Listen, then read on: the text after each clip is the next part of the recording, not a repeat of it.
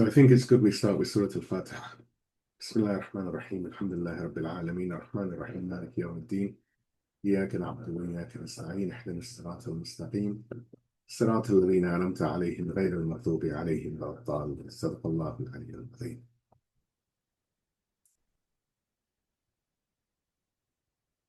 أعوذ بالله السميع العليم من الشيطان اللعين الرجيم. بسم الله الرحمن الرحيم. الحمد لله رب العالمين. وصلى الله على سيدنا محمد وعلى آل بيته الطيبين الطاهرين ولعن الله وعلى أعدائهم أجمعين من الأولين والآخرين آمين يا رب العالمين. أما بعد. Assalamu alaikum wa rahmatullah. So, as we continue our journey with the 10th light of the Imamah, our understanding builds session upon session into a single interconnected tapestry of divine guidance. Our reflection on the life of Imam Ali al-Hadi, peace and blessings be upon him, remains rooted in the foundational principle of our study. Each gathering, each session illuminates the last, revealing a single unified mission. Over the last gathering, we stood in awe before the profound theological foundations of his leadership within the garrison. We witnessed him defy his imprisonment by delivering the Ziyarah, the timeless charter of wilayah. We saw him confront the tyrant al-Mutawakkil, transforming a court of debauchery into a pulpit of truth, teaching us the meaning of dignified resistance. We established the theological and moral authority of the Imam. But that divine charter is only half the story.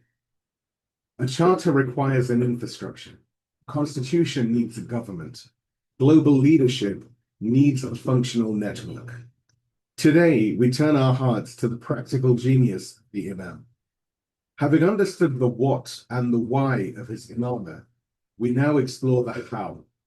How did he lead a global clandestine movement from a military prison?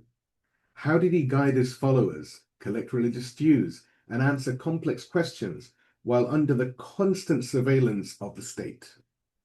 This is the story of the Wikala or agency system, the brilliant and resilient underground network of deputies that the Imam perfected.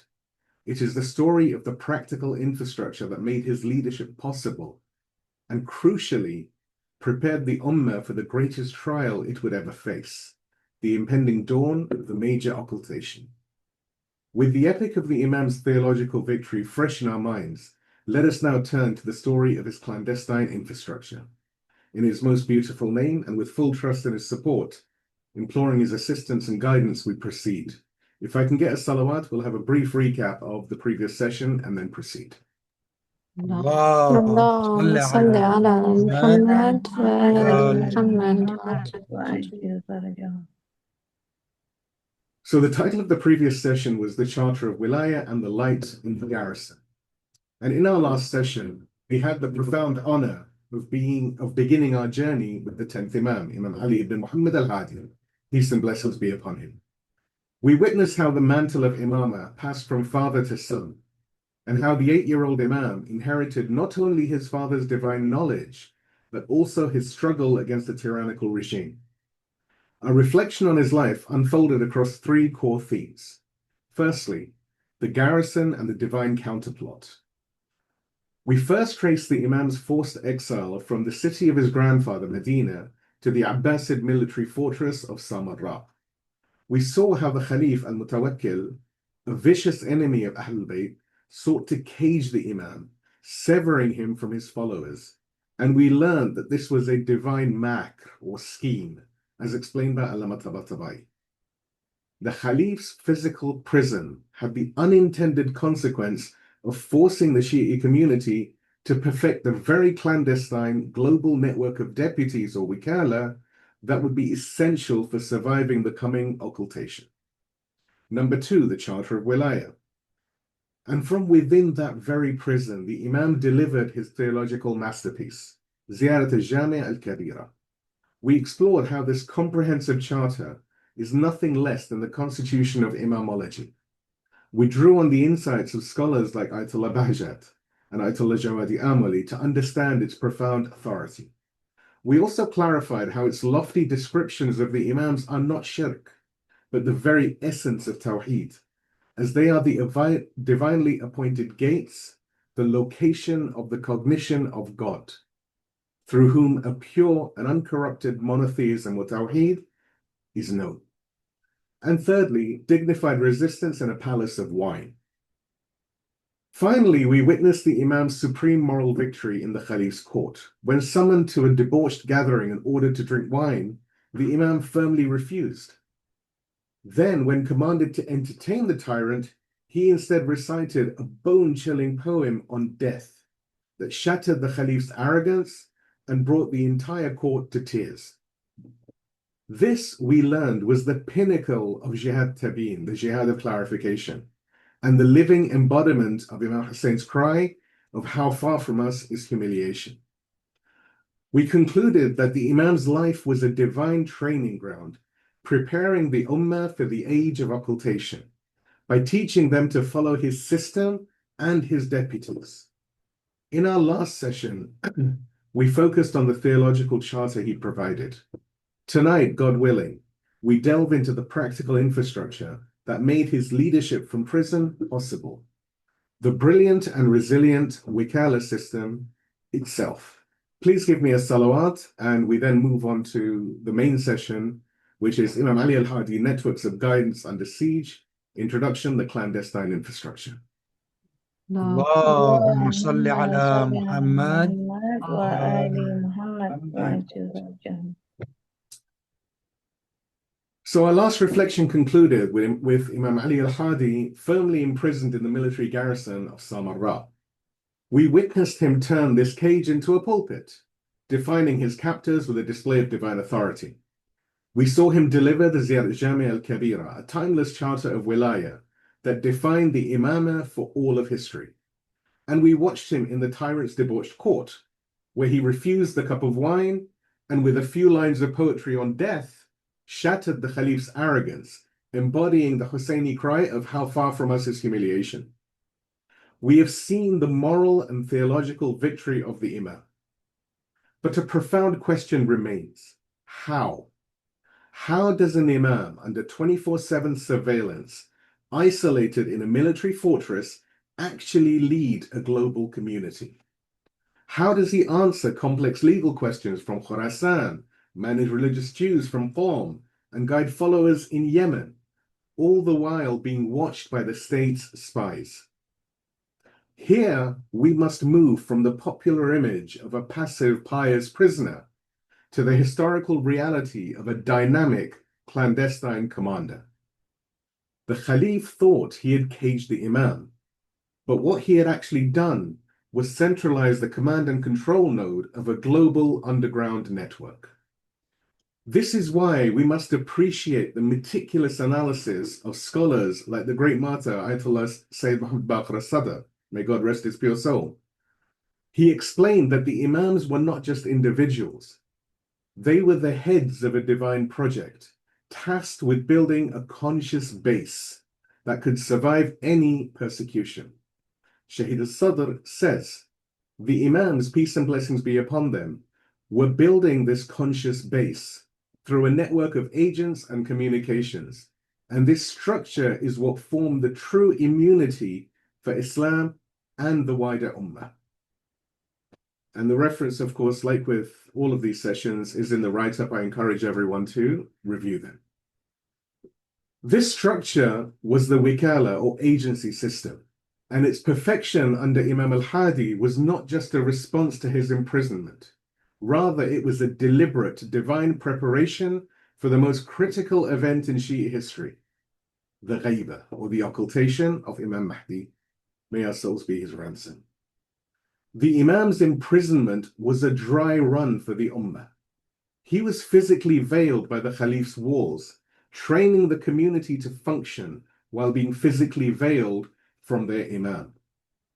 The great Sheikh al-Saduq, in his masterpiece Ikmal ad-Din, The Perfection of the Religion, explains this philosophy of gradual preparation, noting that the Imams deliberately began to veil themselves more and more to train the Shia to rely on the network of narrators and deputies. Sheikh al-Saduq says, and the Shia of the Qa'im were always in a state of veiling regarding their affairs, and the Imams would inform them of what would transpire after them regarding the matter of occultation, so they could prepare for it and not doubt it.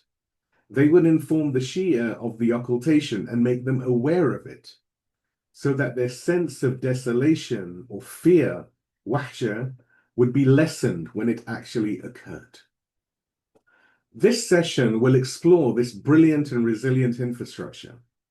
We will see how the Imam engineered this global network of deputies.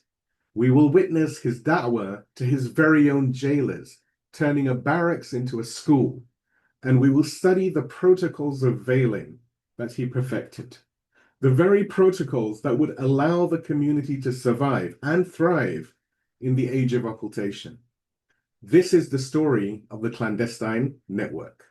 Please give me a salawat and we move to the main first point, which is engineering the Wikala, cables across the Ummah. اللهم صل على اللهم صل على محمد محمد وآل محمد. So the Caliph's plot was simple. By imprisoning the Imam in a military garrison, he would sever the head of the Shiite community from its body. But the tyrant's plan was built on a fatal flaw. He mistook a divine living organization for a mere worldly one. He failed to understand that the Imamah does not lead by physical presence alone, but by a spiritual connection and a comprehensive organizational endeavor. This is the term used by Imam Khamenei to describe the brilliant, resilient infrastructure that Imam al-Hadi and his predecessors had perfected. Imam Khamenei says, this organization and this vast Shia infrastructure in all corners of the Islamic world is one of the marvels of the history of the Imams' lives. It was a magnificent organization that they administered with such secrecy, with such confidentiality, with such immense effort. And the reference, of course, like I say, is in the writer. This organization was the Wikala or agency system. It was not just a loose collection of followers. Rather, it was a formal, sophisticated and clandestine network of trusted local deputies or Wikala agents. While the Imam was under siege in Samarra, this network became his ears, hands, and his voice to the world. Its functions were precise and vital. Number one, clandestine finances. The Wikala or agents were responsible for the secret collection and routing of Khums, the 1/5 tithe that we have, and other religious dues, ensuring that the community's financial independence and its ability to support its scholars and its poor. Number two, scholarly answers. They were the secure pipeline for conveying complex legal and theological questions, matters of fiqh, from distant communities back to the Imam in Samarra. Number three, authentic communication. They were entrusted with disseminating the Imam's official signed answers and commands, known as tawqi'at, and we've discussed them before. This was the Imam's inbox and outbox to the world. And number four, conflict mediation. They acted as the Imam's official representatives, empowered to resolve local disputes, settle estates, and maintain social cohesion. This was a continent-spanning operation, with major nodes in the key Shia centers of Qom, Ray, near modern-day Tehran, Baghdad, Khorasan, Samarkand, and Yemen, amongst others. The great historian Sheikh Tusi, in his Kitab al-Ghaybah, the book of the Occultation, doesn't just mention this network. He meticulously documents its members. His work contains a vital section titled A Mention of the Praiseworthy Deputies, where he provides specific verified entries for these agents, proving the network's formal structure. A prime example is his entry for one of Imam al-Hadi's deputies, which reads, Ali ibn Ja'far al-Hammani, the deputy of al-Hassan, which is Imam al-Hadi, peace and blessings be upon him, he was a man from the people of Haminiya, a village in the environs of Baghdad. He was reliable in his hadith, thiqah, and clear in his affair, meaning his faith, He was a deputy for Abu al-Hasan, peace and blessings be upon him, and his narrations have been transmitted in his praise. And of course, the references in the write-up. Now, this single entry is a perfect illustration of the entire Wikala system in action. Sheikh al-Tusi gives us the agent's name, Ali ibn Ja'far, his location, a village near Baghdad, his theological reliability, fiqh, and his official function, a wakil or an agent in whose praise narrations exist. This is the comprehensive organizational endeavor in practice, and its meticulous recording by Sheikh Tusi is what allows us to understand its structure today. This system is the direct blueprint for our modern religious organization. The wakil was a trusted treasurer, a scholar liaison, and a community mediator all in one.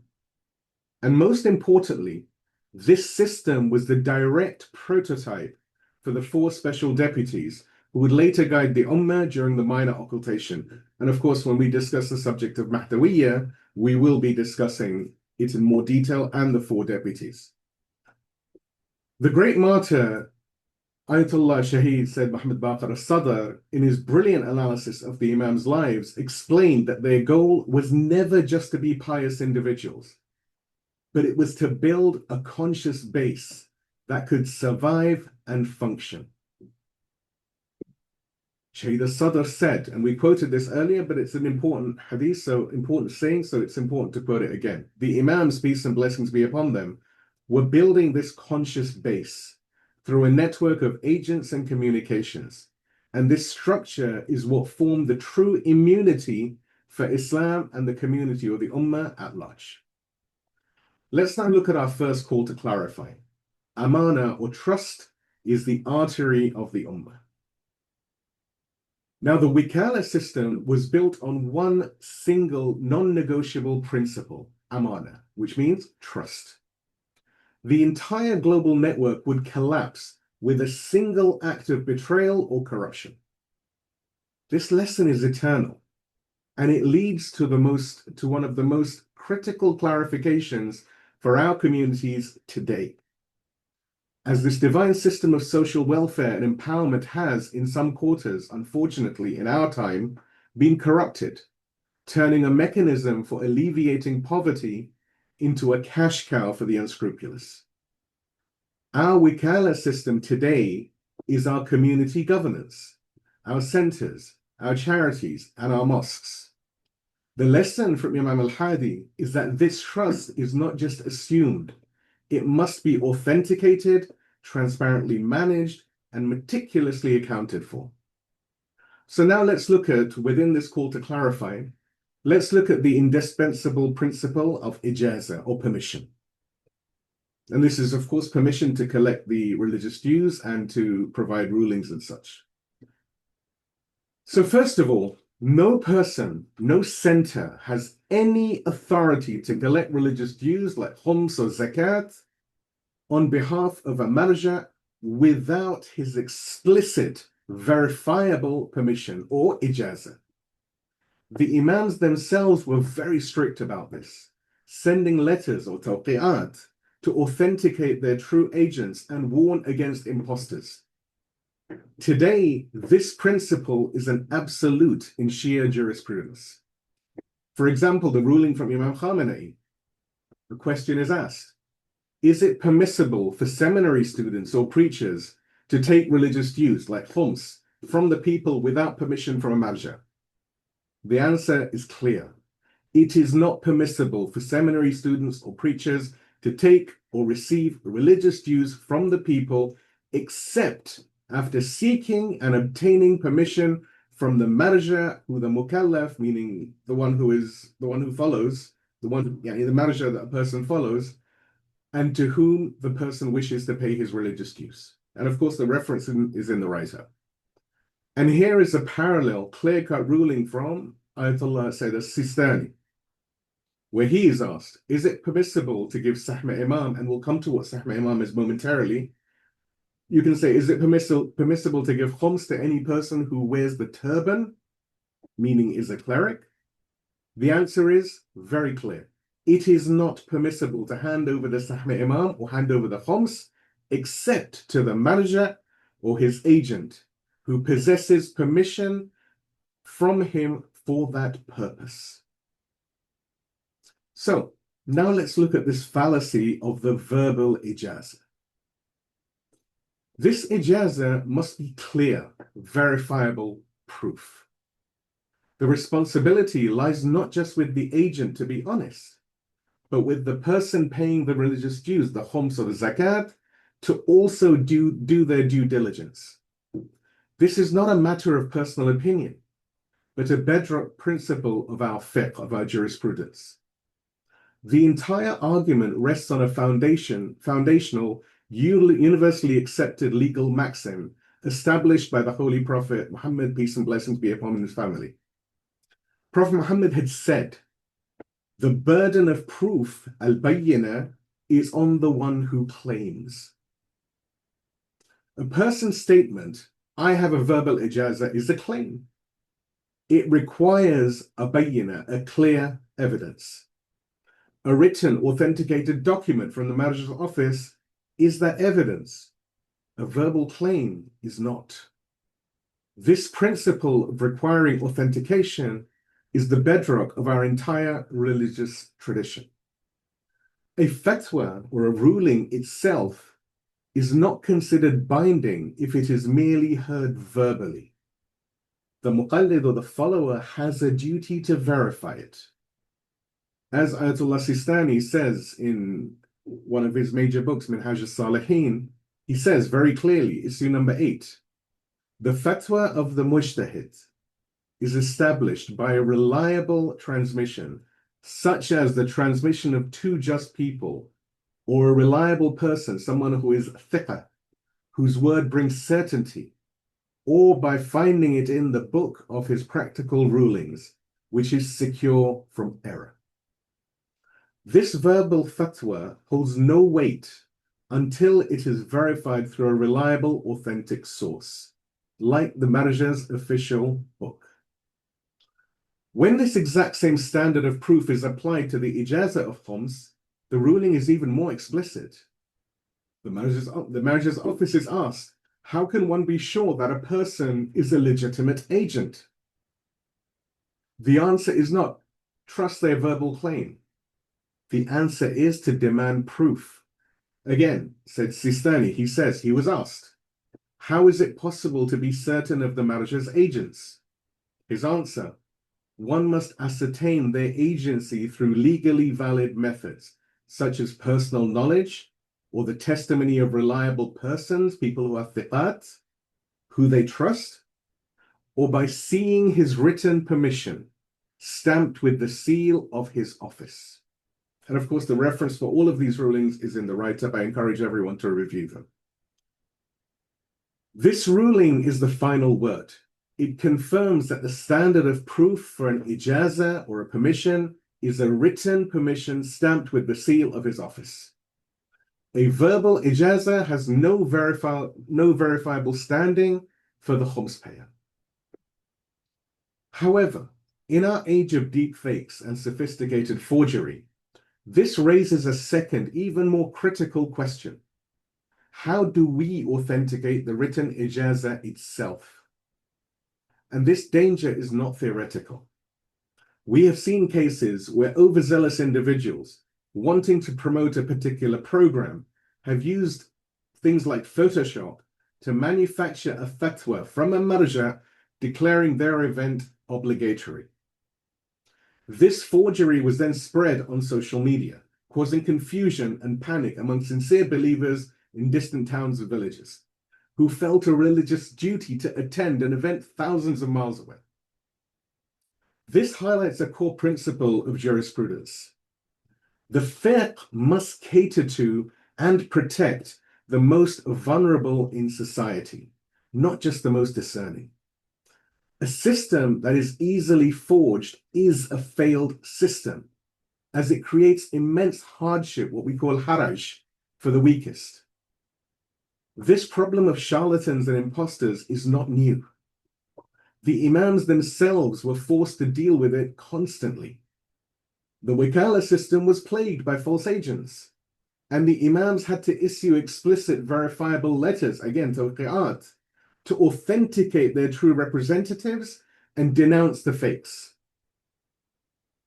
And Sheikh Tusi, in his book of Occultation, has a whole section on this, called the section on the denounced deputies.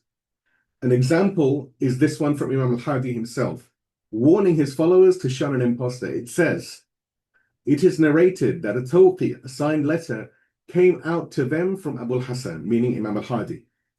It said, "Do not go to Faris ibn Hatim. I have informed you, so shun him, and may God curse him." The Imam used the most secure technology of his time, a verified, hand-delivered letter, authenticated by trusted couriers. Today, our duty is to demand the same level of verifiable trust. We live in an age where a secure, immutable ledger, perhaps something based on a blockchain, or even a simple QR code on a letter that links to a secure page on the Marja's official website, is not a luxury for authenticating fatawi and ijazah. Rather, it's an absolute necessity. Any center professing to collect Khums must be able to produce this valid, current, and verifiable written proof. To operate without it, or to refuse to show it, is to break the first and most sacred link in this chain of Amanah or trust. Let's now look at the sacred balance of Khums, a system of dignity, not superiority. So before we discuss the how of Khums management, and this is actually very important, which is why I brought it into this session, we must understand why. The system of Khums is a divine mechanism of social balance and dignity. However, the designation of one half of it as what we call Sehm-e-Sadaat, the share of the Sayyids, has become a source of great confusion, with some mistakenly viewing it as a form of nepotism or priestly class privilege. This perception is based on a fundamental misunderstanding of the entire system.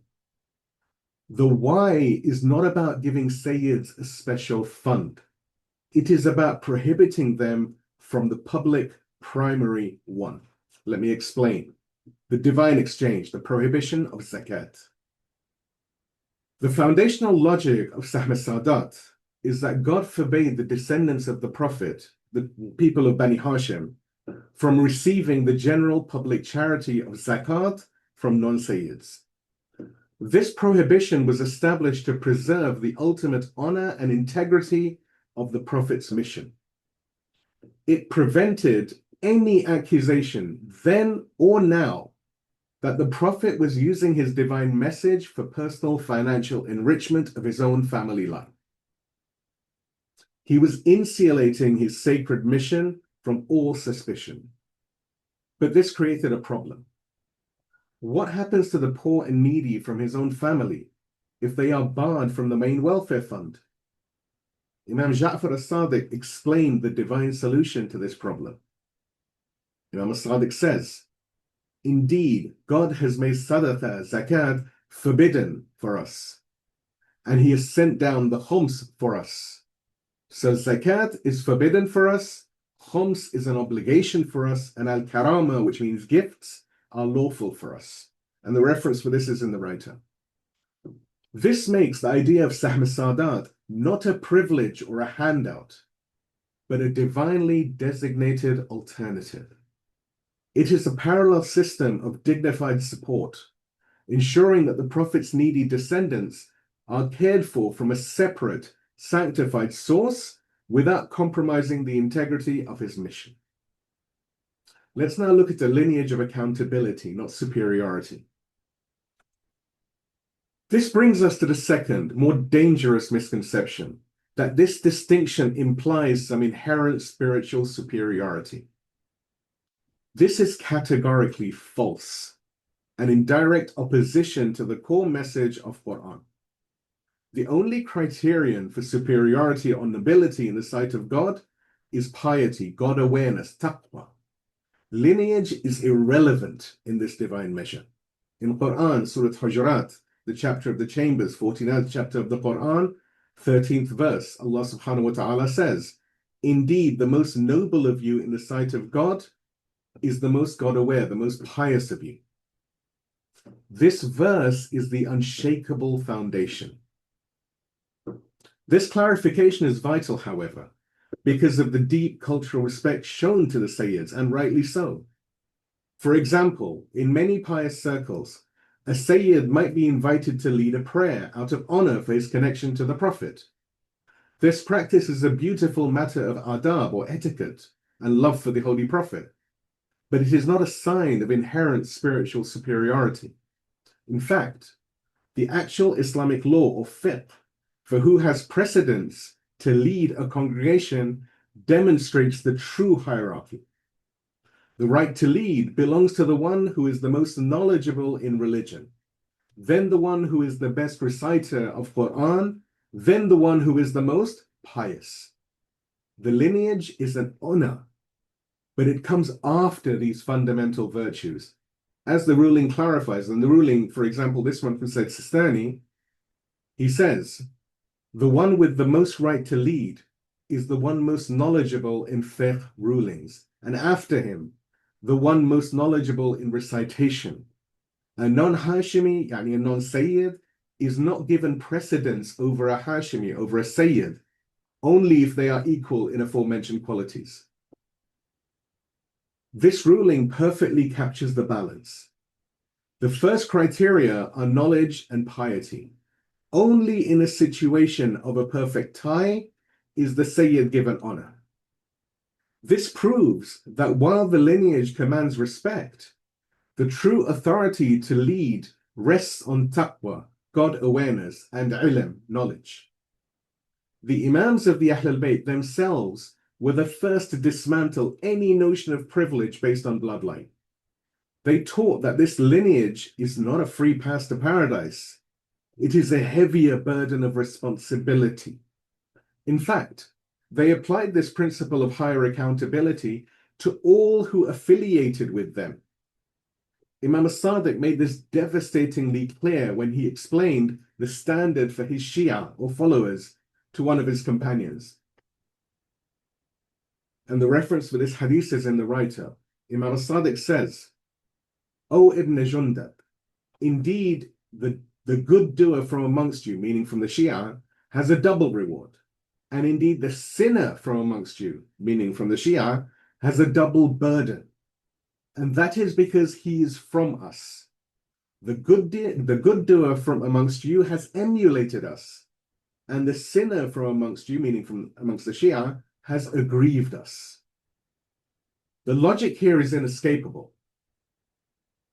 If this double burden of grieving the Imams applies to a general follower, meaning a Shia, who affiliates through belief, how much more profoundly and intensely must it apply to a direct descendant, a Sayyid, who carries the Prophet's name and blood?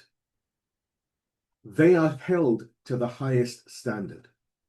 Their affiliation is not just a privilege, it is the ultimate accountability. Imam Khamenei, may God rest his pure soul, himself a Sayyid, was famously uncompromising on this very point. Imam Khamenei has said, "Being a Sayyid is an honor, but it is also a duty, a taklif. If a Sayyid, God forbid, commits a wrong, his punishment is double, because he is someone who bears an attribution to Islam and to the Prophet." Therefore, Sehm-e-Sadaat is a mechanism of social balance, not of privilege. It is a system of profound dignity designed to protect the Prophet's mission, and it is linked to a lineage that bears not a greater status, but a far greater accountability before God and the creation. Let's now look at the meticulous mechanism of Amanah or trust. The funds collected are not the property of the agent. They are the property of the Imam and the Sayyids. To misuse them is one of the gravest of sins. This is why a meticulous process is the only one that fulfills the Amanah or the trust. The how of management is different for each of the portions. Let's look at on Sehm-e-Sadaat, the portion of the Sayyids, a trust of dignity and due diligence. The purpose of Sehm-e-Sadaat, or the portion of the Sayyids, is the dignified support of poor Sayyids. The Amanah here is twofold: due diligence and protection of honor. First, the agent must perform due diligence to verify the recipient is truly eligible. A person is not eligible to receive Khums simply by virtue of them being Sayyid. They must be faqir or poor, meaning they do not have the means for their yearly expenses. Jurisprudence is extremely strict on this. As Ayatollah Sistani's ruling clarifies, and Imam Khamenei and most of the Marja, they have almost identical rulings. As Ayatollah Sistani's ruling clarifies, it is not permissible to give Khums to a Sayyid who is able but neglects to work, or one who would spend the money in sin. Sayyid Sistani says, it is not given from Sehm-e-Sadaat, meaning the portion of the Sayyid, to one who is not deserving, such as the wealthy, or one who is capable of earning a living but abandons it out of laziness, or one whose intention is to spend it on haram or forbidden things. The reference, of course, is in the write-up. Second, the Amanah demands the protection of the recipient's dignity. A model of perfect Amanah or trust is not to simply hand over cash, which can feel like a handout and open a vector for Satan. Instead, after due diligence, the wakil or the agent of the Marja can pay an invoice directly to, for example, a medical center, or to a landlord, or to a school, and so on and so forth. This method verifiably fulfills the Khums payer's obligation while shielding the Sayyid family from the difficult position of handling the funds themselves. Let's now look at on Sehm-e-Imam, the portion of the Imam, a trust of purpose and permission. The Sehm-e-Imam, or share of the Imam, belongs to the Imam of the time and is entrusted to the Marja to be used for the purpose of religion. The Amanah here is about strict adherence to authorized purpose. Its primary use is broad, covering all matters that strengthen, propagate, and defend Islam and the truth. This can include supporting the Hawza, the seminaries, supporting scholars who are needy, funding schools, educational projects, sponsoring media to raise awareness, sponsoring the oppressed, sponsoring the resistance, building mosques and community centers where warranted. Crucially, in all these matters, the funds can only be spent with the manager's explicit and specific permission. The wakil or community does not have the authority to allocate these funds on their own. Sayyid Sistani's ruling is clear, and this ruling is almost again identical across all of the Marja. Sayyid Sistani was asked, is it permissible to spend Sehm-e-Imam, the portion of the Imam, on building mosques and cultural centers? His answer is very clear. Spending Sehm-e-Imam on such matters must be done with the specific permission of the Marja. A model of communal partnership, such as an escrow account, where the community must first deposit its matching funds, is a brilliant modern application of this Amanah that needs to be put in place. It demonstrates genuine local commitment and protects the sacred Sehm-e-Imam funds from being wasted or misused. The subsequent payment of invoices directly to contractors is the only way to guarantee accountability and ensure that the Amanah of the Imam's share, or the trust of the Imam's share, is fulfilled with absolute precision. And this leads to the principle of local priority and active Amanah. So finally, we must understand the purpose of this entire financial system. It was never designed to be a one-way financial drain, stripping wealth from one community only to hoard it in a central treasury. It was designed to build and empower communities locally and globally. This isn't a modern innovation. This is the historical model. The Wikala system was by design decentralized. The Imam's agents, or Wukala, were not mere collection officers. They were regional governors of the spiritual community, empowered by the Imam with the permission or Ijazah to act on his behalf. This often included dispersing funds for local needs. In a tawqi', signed letter, Imam al-Hadi wrote to one of his key agents, Ibrahim ibn Muhammad al-Hamdani, giving him vast authority in the region where he was. The letter states, and the reference for this, of course, is in the write-up, Imam al-Hadi says, I have made obligatory upon myself a right for you, which I have not made obligatory for any of my other followers. For you are my wakil, my agent, and those who are in your region are my followers. Those who are in your region from my followers are in my obedience by obeying you. This empowered agent was the community's what we call Hakim Shar', Sharia judge and administrator. He would collect the religious dues, and with the authority of his Marja, the Imam, he would disburse them locally, funding, for example, local madrasa, repairing the town's well or bridge, supporting the local poor, the orphans, and the Sayyids. Any surplus would then be sent to the Imam. A perfect later example is the life of the father of Imam Khamenei, Sayyid Mustafa Musawi al-Khamenei. He was not just a scholar in Khomeini, in Iran. He was the religious authority and protector of the people. He used his religious standing as a mujtahid and the resources at his disposal to establish justice, settle disputes, and defend the local population from oppressive state governors and bandits, a stance for which he was ultimately martyred. This is the true, robust model of a wakil, a local guardian, not a distant collector. This local empowerment is explicitly supported by jurisprudence. It is a well-established principle that a Khums payer may, with the prior permission of the Marja, spend a portion of the Sehm-e-Imam in his own locality to address pressing local needs. Said Sistani says, and again, most, if not all, of the Marja have almost an identical ruling. He says, it is permissible for the owner of the funds to give Sehm-e-Imam to the poor believers who are residents of his own town and others with specific permission from the Marja. We now live in a global village, but the principles remain unchanged.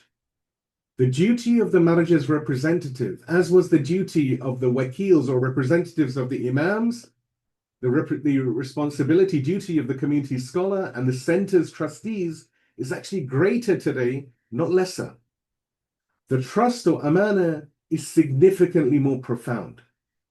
This position is not a part-time honor. It is a full-time active responsibility. To procrastinate, to be lazy, to be unavailable, or to be opaque in these duties is a sickening betrayal of this sacred legacy. When community members are struggling to pay for medical care and the Khums funds are locked away by an unaccountable or inactive agent, the system of Imam al-Hadi has been broken. The scholar's role is not just to know, but to act as a physician of the soul.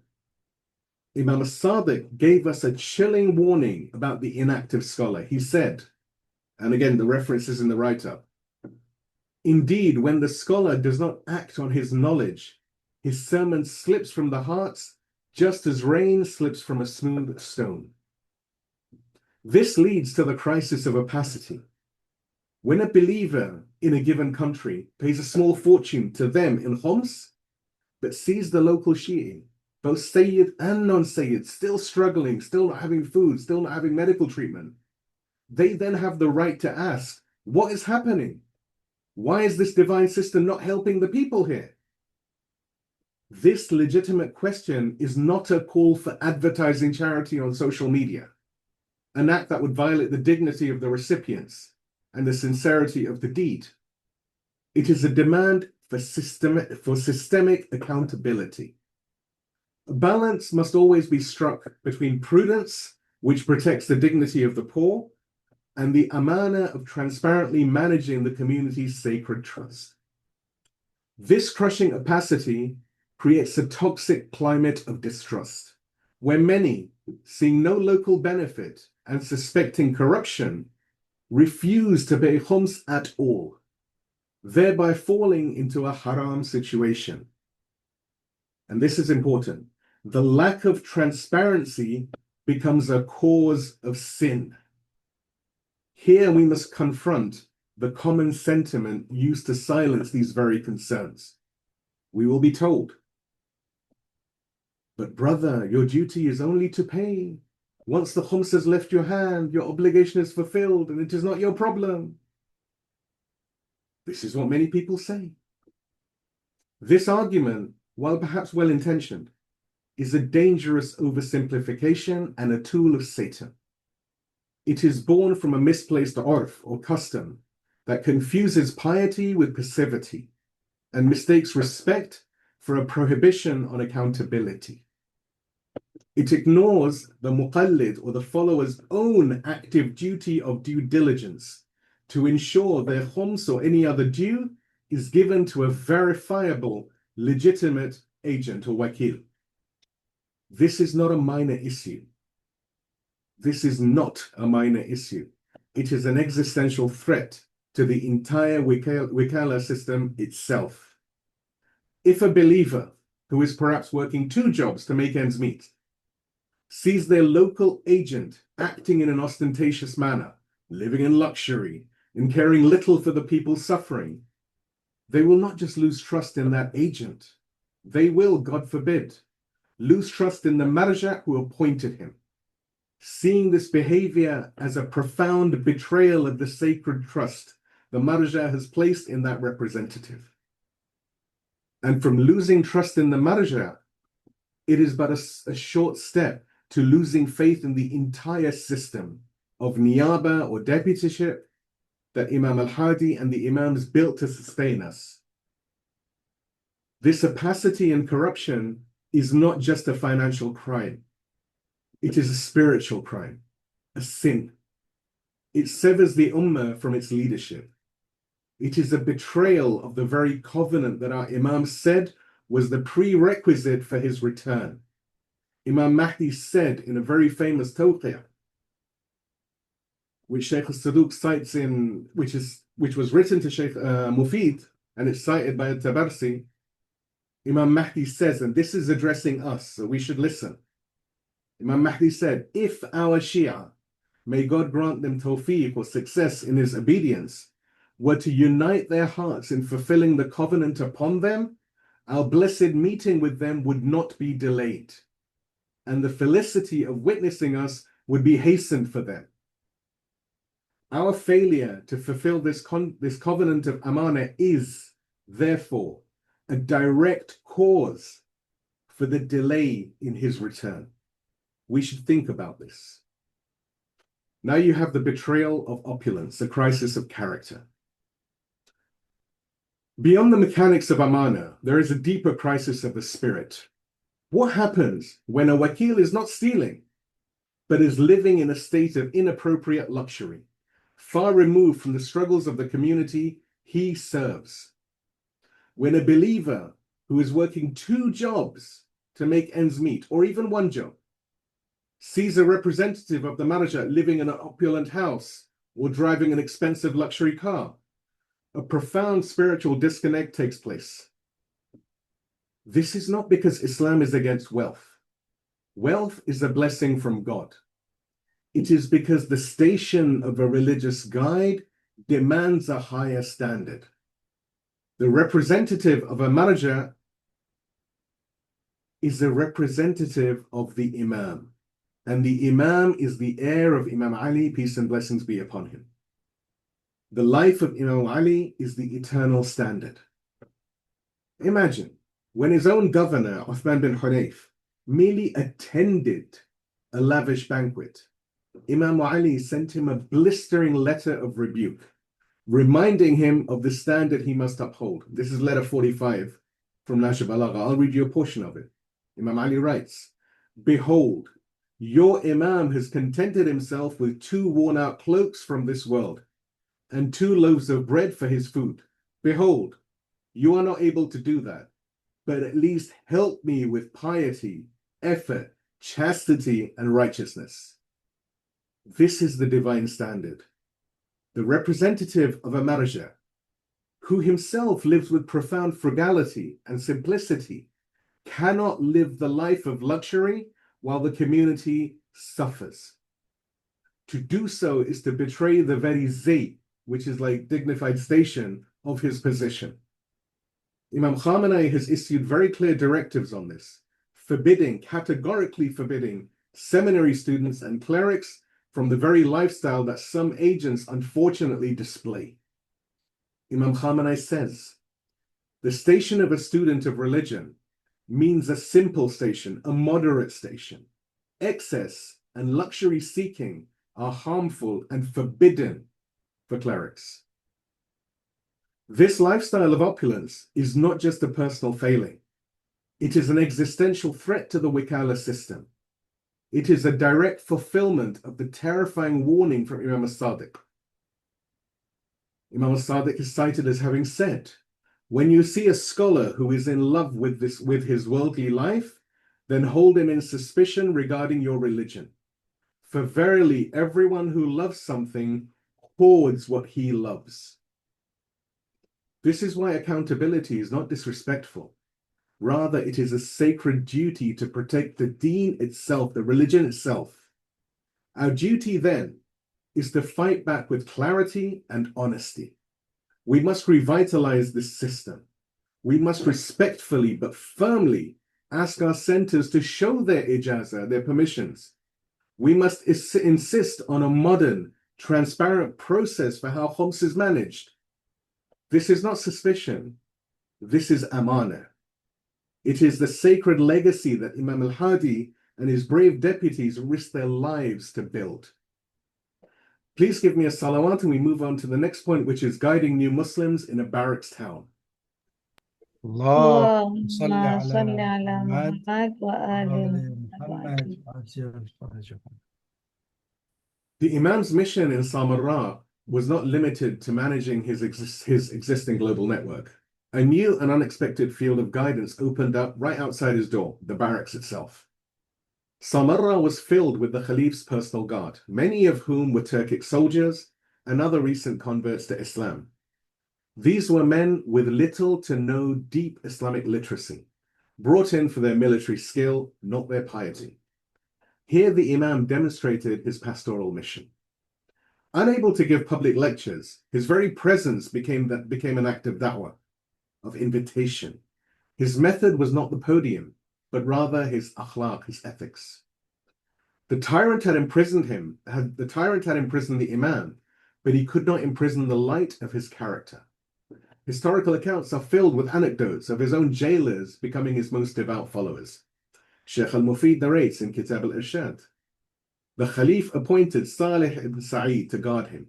Later, he was transferred to Sa'id the Chamberlain. The Khalif would ask them, "How is the man?" And they would reply, "What can we say about a man who fasts the day and stands in prayer all night, who does not speak and occupies himself with nothing but worship?" So the Khalif ordered them to tighten his restrictions. And the reference, of course, is in the writer. The guards, expecting to find a political plotter, found a pure wali of God. They came as jailers, and they stayed as students. The Imam turned the barracks into a school, perfectly embodying the Quranic command. In Quran, Surah An-Nahl, the chapter of the bee, 16th chapter of the Quran, verse 125, Allah subhanahu wa ta'ala says, "Call to the way of your Lord with wisdom and beautiful admonition." The Imam's hikmah or wisdom was his silent, dignified worship, and his beautiful admonition was his unparalleled moral character, which won hearts that swords could never conquer. This network of guidance was not an all-male affair.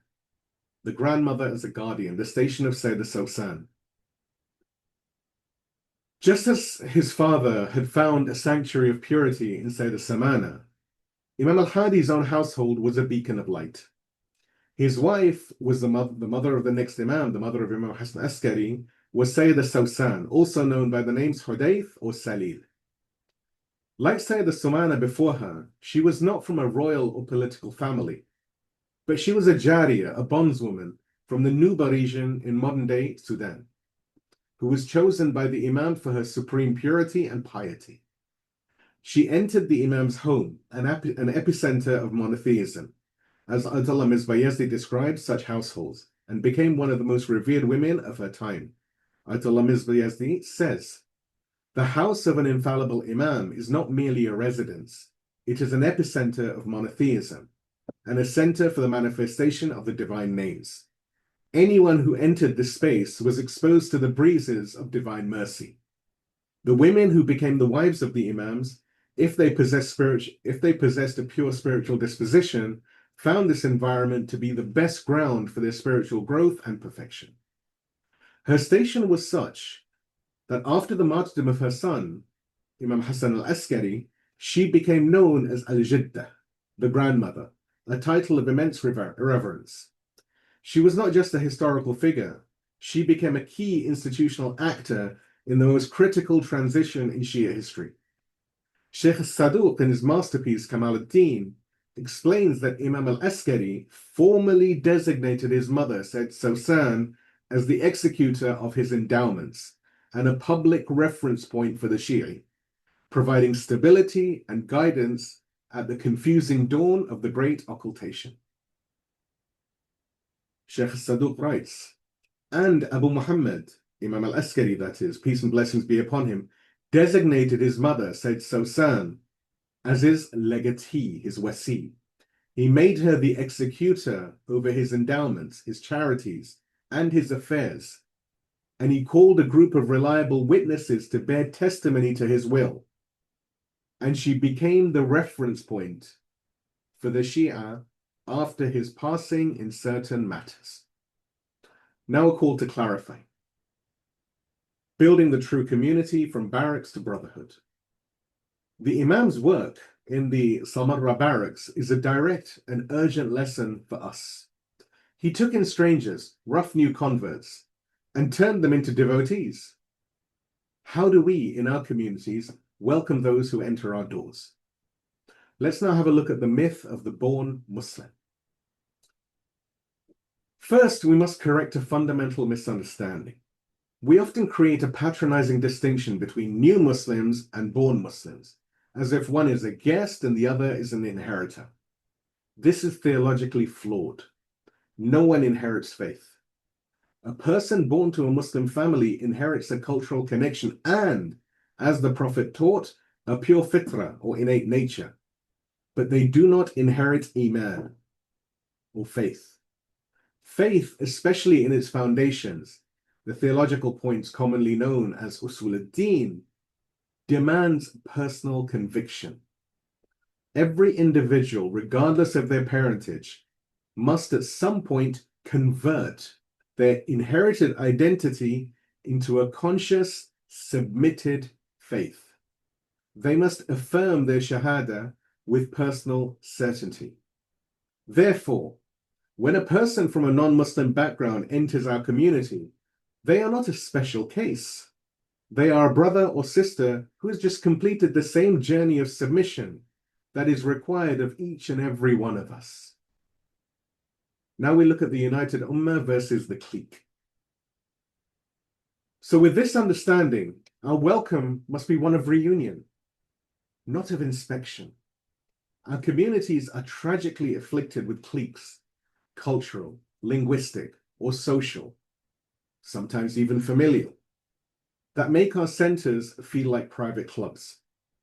This is a betrayal of the very concept of the ummah or community. The Quran defines the community of the Prophet with two distinct, non-negotiable qualities. In the Quran, Surah Al-Fatih, the chapter of the victory, 48th chapter of the Quran, verse number 29, Allah subhanahu wa ta'ala says, Muhammad is the messenger of God, and those who are with him are firm against the disbelievers and merciful amongst themselves. We must be a community that is merciful amongst ourselves. When a new person enters, they should be welcomed as a long-lost friend. Our salam to them must be a true covenant of safety, a pledge that from us they will only find sanctuary, support, and brotherhood, just as the Prophet Muhammad taught. There is a hadith cited in Mizan al-Hikmah, where Prophet Muhammad says, the parable of the believers in their affection, mercy, and compassion for each other is that of a single body. When one part of it suffers, the whole body responds with sleeplessness and fever. There's now a little idea that I'd like to suggest, the 4 Mentor Pack, a program for brotherhood. This spirit of brotherhood must be channeled into a practical program. This is where the 4 Mentor Pack becomes a vital tool, not just a list. So firstly, you have the prayer buddy, the link to God. This mentor's first job is to teach salah or prayer in Arabic, but it must not be parrot fashion. Prayer is not a monologue. It is a dialogue with God. As we have previously mentioned in our discussion on prayer right at the beginning of this Lantern of the Past series, in the second part, we said we are not merely reciting words, we are in fact conversing with our Creator. This mentor must patiently explain the meaning of every word in the salat, so that when the new person prays, they are having a conscious conversation. This is precisely why, in places like Iran and other communities, supplications like Da'a Kumail are recited in Arabic with pauses for explanations in the local language, in the case of Iran in Farsi. This is not a distraction. It is the key to true worship, ensuring the heart is present with the tongue. Second, you have the creed body, the link to truth.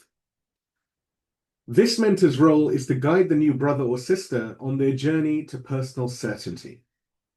You could call it our al-Jami'ah for beginners, is a tool for this. This mentor's job is to facilitate discussion, to study the usul al-Din, the foundations of faith, with them, and to emphasize that in matters of creed, there is no following. There is only personal proof and conviction. Third, you have the Q&A pipeline, the link to the scholar. This is the safe, non-judgmental contact to ask questions. This pipeline, however, is only as good as the scholar at the other end. A scholar must be, by definition, approachable. There is no such thing as a silly question, only a question that reveals the thirst for knowledge. The scholar must embody the role of the physician of the soul as described by Imam Ali in his famous description of the Holy Prophet. Imam Ali said, he was a physician itinerant with his medicine, who had perfected his ointments and heated his instruments. And the reference, of course, is in the writer. A physician does not mock his patient's illness. He compassionately diagnoses and treats it. Our scholars must be healers, always ready to help, regardless of what is happening in their personal lives. Next, you have the culture mentor, the link to the community. This is perhaps the most critical and sensitive role. This mentor's job is twofold: to gently navigate social aspects like halal gatherings or the month of Ramadan at work, and to make crystal clear distinctions between Islam and culture. They must clarify that culture has its place, but it is always subordinate to Islam. We must never confuse our local traditions with divine law, or we risk alienating a new believer who is seeking God, not our cultural baggage.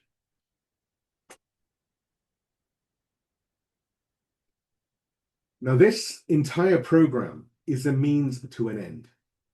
The goal is to build a true Tawheed-centric society. The ultimate sign of such a community was described by Imam al-Sadiq when he was asked about the rights of a believer over another. He replied, that he be his brother in all things, to the point that if he puts his hand into his brother's pocket and takes what he needs, his brother does not prevent him. And the reference for this is in the writer. This is our standard. A community where trust is so absolute that property is shared, where no one is left in need, and where every member races to aid the other. This is the fortress of faith Imam al-Hadi was building, that he was building so that we might not become lost sheep. Please give me a salawat, and we go to the final point, training for occultation, protocols of hiding in plain sight. اللهم صل على اللهم محمد صل على وآل محمد وآل محمد. محمد. The third and most profound mission of the Imam in Samarra was to prepare the Ummah for the greatest shift in its history, the Ghaybah, or occultation. The Abbasid enforced imprisonment was in fact a divine training ground. The Imam used his physical veiling, or Satr, to train the community to live without direct, visible access to their leader.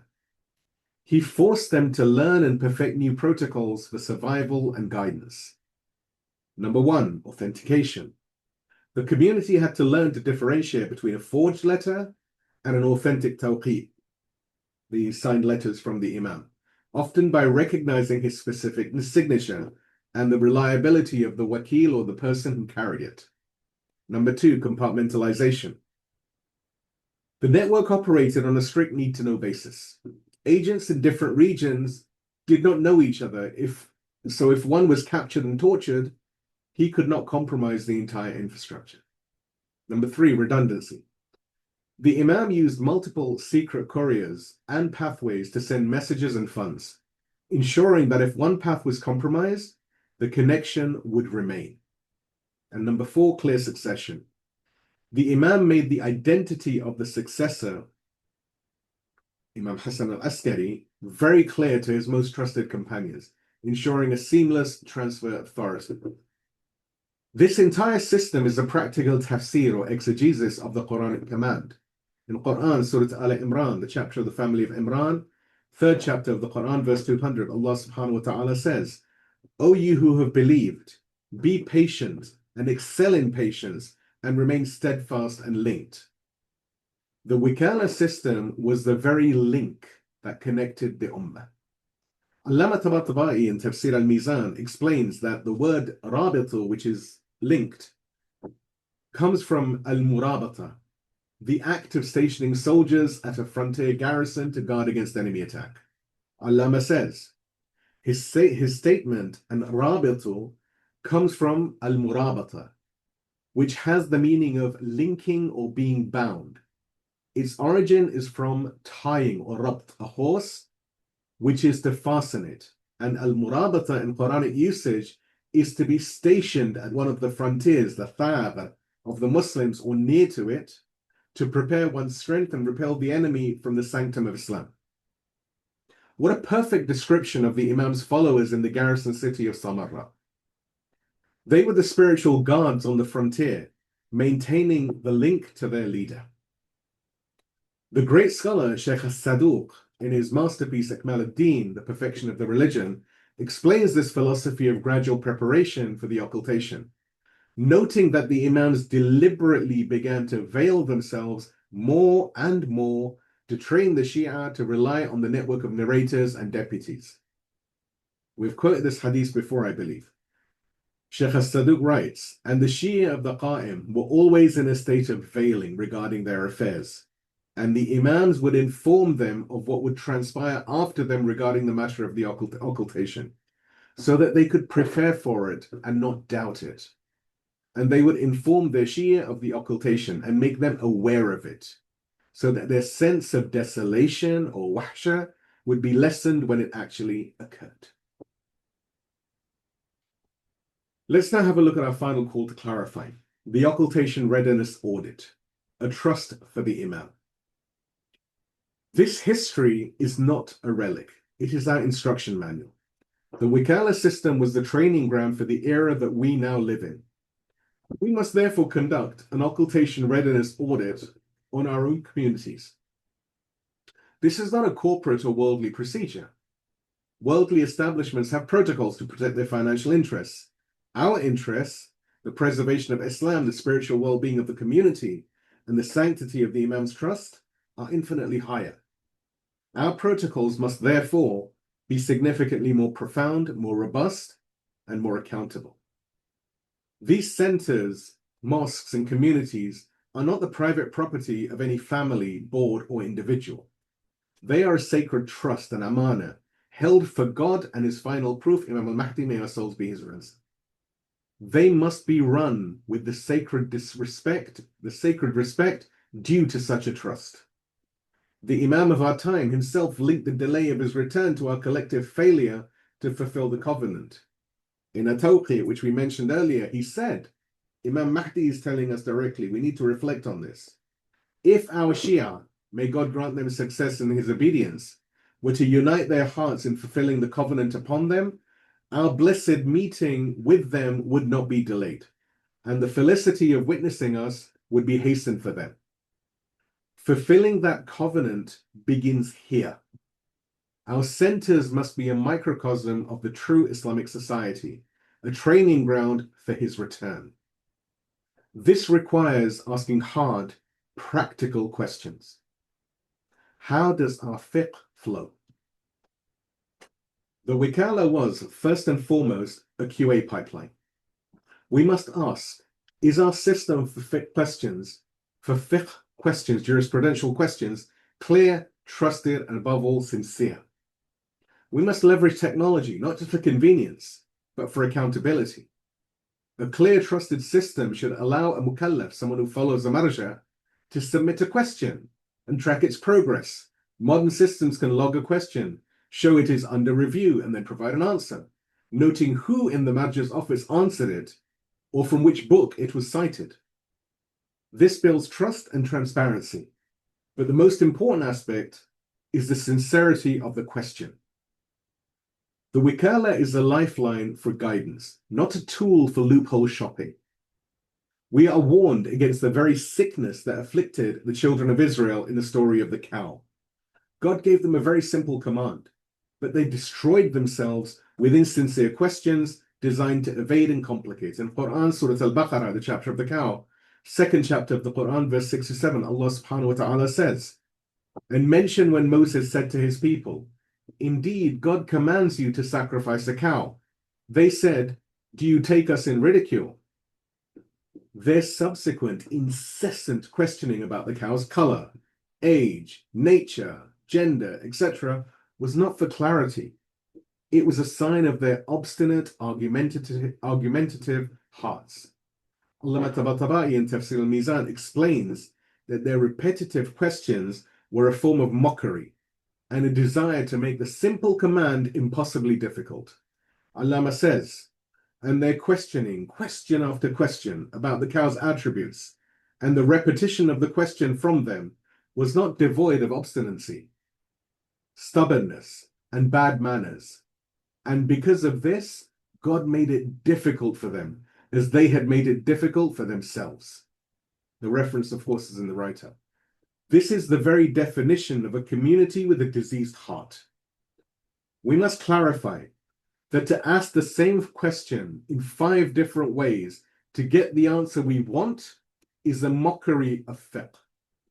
It is treating the marja not as a guide, but as an obstacle to be circumvented.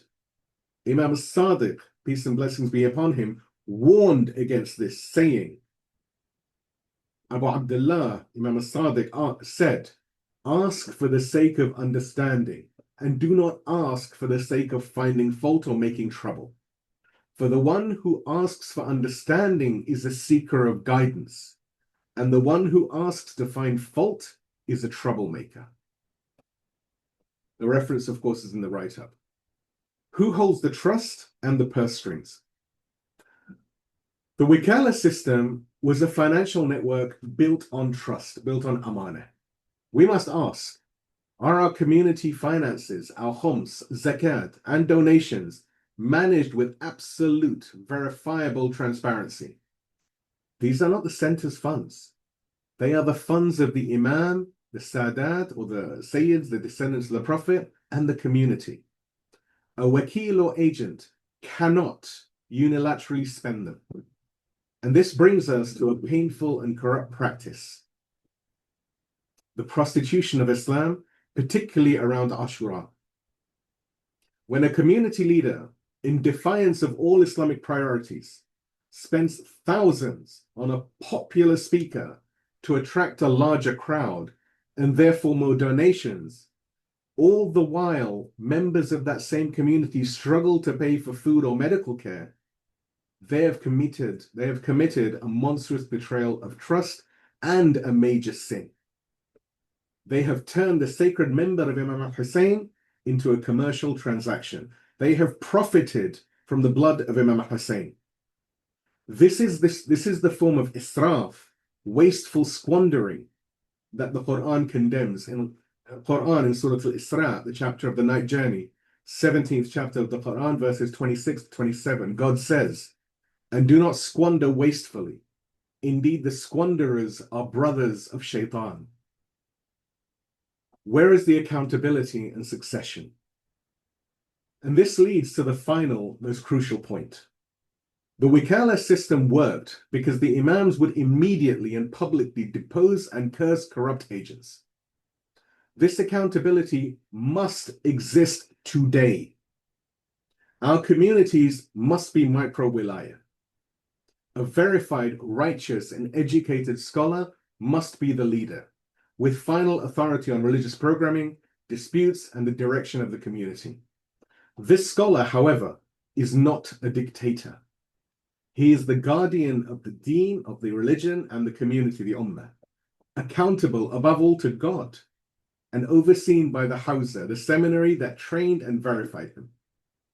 The system of wilayat al-faqih, which we will be studying in future sessions, itself provides the ultimate precedent. The wali al-faqih, the guardian jurist is not a monarch.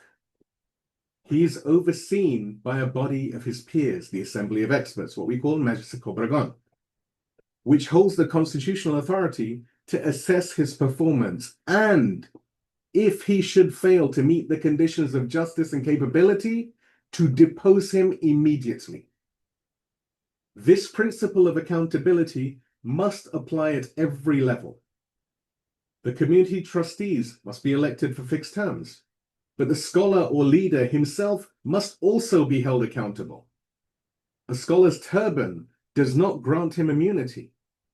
Imam al-Sadiq gave us a terrifying warning about the scholar who betrays his trust. When you see a scholar who is in love with his worldly life, then hold him in suspicion regarding your religion.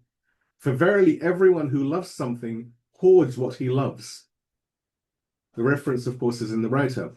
A scholar, as we have said, is a physician of the soul, as Imam Ali described the Prophet in Nahj Balagha, as we earlier mentioned. But what if the physician is sick? There must be a clear, safe, and just pathway for community members to submit formal complaints against any leader, scholar, or trustee or administrator. Anyone who acts irresponsibly, un-Islamically, or corruptly. This pathway must lead to an independent higher authority, such as the official regional office of the Marja, or ideally, the Hawza or the seminary itself. If a complaint of corruption or a moral failing is upheld, that leader must be immediately removed. This accountability extends to the succession plan. This plan must cover everyone, the trustees, who should be elected for fixed terms, and the resident scholar. And in the event of a scholar's passing or his deposition for wrongful conduct, the Hawza or the Marja's office must have a mechanism in place for urgent replacement, even if it means a temporary sharing of a scholar from another nearby community. Now we look at the spirit of the community, a home, not a dictatorship. Finally, these structures are not just cold procedures. A community center, like a family, is a living organism. If a home is a dictatorship built on judgment and fear, it will fragment and collapse. If it is built on love, compassion, and a non-judgmental welcome, it will flourish. Our centers must be places where congregants feel at home, where they are safe, welcome, and spiritually nurtured. This is the spirit that makes the structure work. These are the protocols of Amanah, trust, the practical application of our loyalty to the Imam, and the only way we can build a community truly ready for his return. Fulfilling the covenant with Imam al-Mahdi begins here, in running his trusts with the absolute purity, transparency, and accountability that he taught us and that he and God insist on. Please give me a salawat and we move to the conclusion, which is titled The Legacy of the Garrison. اللهم صل على محمد وآل محمد. So concludes our two-part journey with the 10th Imam, Imam Ali al-Hadi. We have seen how the tyrant al-Mutawakkil tried to cage a divine light and failed utterly. The Imam's legacy is a story of turning weakness into strength and a prison into a school. In our first session, we saw him deliver the theological charter of Ziyarah al-Kabira from his cell, defining the station of the Imamah for all time. We witnessed his supreme moral dignity in tyrant's court, proving that true power lies in piety, not in palaces. Tonight, we have seen the other half of his genius, the practical infrastructure that brought the theology to life. He turned the enemy's wall into the heart of a global network, the Wikala System, which continues to this day. He transformed the crude barracks into a school of da'wah through his sheer moral gravity. And he used his own physical veiling as a divine training ground to prepare the Ummah for the age of occultation. Imam al-Hadi did not just endure imprisonment, he weaponized it. After a life of pure resistance and divine guidance, the Imam's time in the garrison came to an end. The state, unable to break his will or sever his connection to the Ummah, resorted to its final cowardly weapon. 'Tis widely narrated in our sources that the Abbasid Khalif al-Mu'taz, fearing the Imam's unwavering spiritual authority, had him martyred by poison in 254 years after Hijrah. Sheikh al-Mufid confirms his death in Samarra during the Khalif's reign, stating, "And he, peace be upon him, went his way," meaning he passed away, "in the days of al-Mu'taz by poison." And the reference, like I say, is in the write-up. Even in his final days, the Imam's primary duty was to ensure the Wikala and the Ummah knew where the light would pass. He had already spent years establishing the authority of his son, Abu Muhammad al-Hasan al-Askari. He made this succession explicit through a formal nas or designation to his most trusted companions, ensuring the chain of guidance would remain unbroken. Sheikh al-Mufid writes in Al-Ishad, it is narrated from Yahya ibn Yasir al-Anbari, who said, Abu al-Hasan, meaning Imam al-Hadi, peace and blessings be upon him, designated his son Abu Muhammad, meaning Imam al-Hasan al-Askari, peace be upon him, 4 months before his passing. He indicated to him the matter of Imamah after him, and he made me, meaning this Yahya ibn Yasir al-Anbari, and he made me and a group of his followers witness to it. And the reference, of course, is in the write-up. He handed this perfected dual system, the divine charter, the Ziyarah, and the resilient network, the Wikala, to his beloved son, Imam Hasan al-Askari, peace and blessings be upon him. His son, our 11th Imam, would inherit this entire system, but he would be forced to operate it under an even tighter noose. Imam al-Askari's mission would be the final, most critical, and most dangerous phase of this divine plan, to guard, protect, and facilitate the secret birth of the final proof of God, the awaited one, our master, Imam al-Mahdi, may our souls be his ransom, may God hasten his return, from within that very same garrison city of Samarra. Please give me a loud salawat and we move to the supplication eulogy for Imam Ali al-Hadi, which is titled, The Light from the Garrison, the Charter for the Veiled. اللهم صل على محمد وآل محمد. In the name of God, the most gracious, the most merciful. O God, send your boundless peace and blessings upon Muhammad and the family of Muhammad, the arks of salvation, the fountains of your wisdom, and the firm handle of your covenant.